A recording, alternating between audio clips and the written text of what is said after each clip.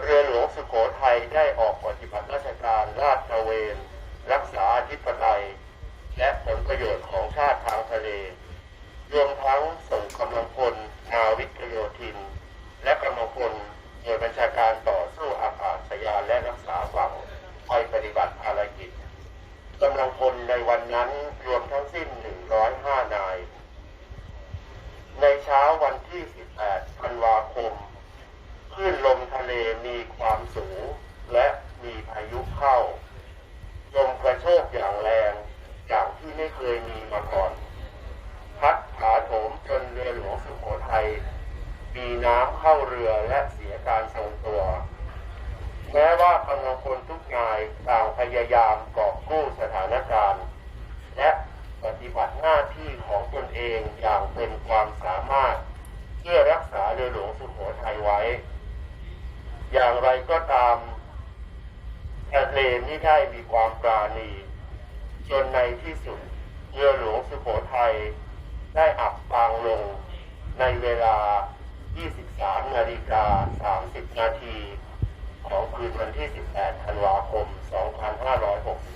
2565 เราได้สูญเสียบุคคลอันมีคุณค่าได้สูญเสียเพื่อนร่วมงานที่ได้ปฏิบัติงานร่วมกันมาและสูญเสียบุคคลสำคัญของครอบครัวจำนวน3 ท่านได้แก่ว่าที่เรือเอกสามารถแก้วผลึกฉลังช่างกลแผนกช่างกลเรือหลวงสุโขทัยพันจ่าเอกอัชชาแก้วสุพรรณช่างโซน่าแผนกอาวุธและการเรือหลวงสุโขทัย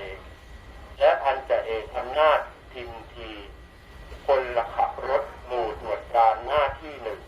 กองร้อยรักษาฝั่งที่2กองพันรักษาฝั่งที่12กรมรักษาฝั่งที่1ในฐานะผู้แทนผู้บัญชาการทหารเรือรวมทั้งผู้แทนครอบครัวของทหารเรือทุกคนต่างรู้สึกเสียใจในความสูญเสียครั้งยิ่งใหญ่ในครั้งนี้พวกเราทุกคนจะยังคงระลึกถึงกำลังพลทหารกล้าทั้ง3 นายณที่นี้และระลึกถึงด้วยความภาคภูมิใจระลึกถึงด้วยความเป็นที่รักของทุกคนท่านทั้ง3จะอยู่ในประวัติศาสตร์ของกองเรือยุทธการและกองทัพเรือตลอดไปการสูญเสียของท่านทั้ง3จะไม่มีคำว่าสูญเปล่า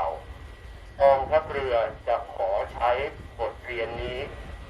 นำมาปรับปรุงและแก้ไขให้ท่านทั้ง3ที่เสียสละในครั้งนี้ไปสู่สุขติและเป็นตัวอย่างที่ดีให้กับ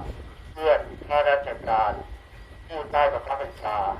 และเป็นตัวอย่างให้กับกำลังพลกองเรือยุทธการทุกคน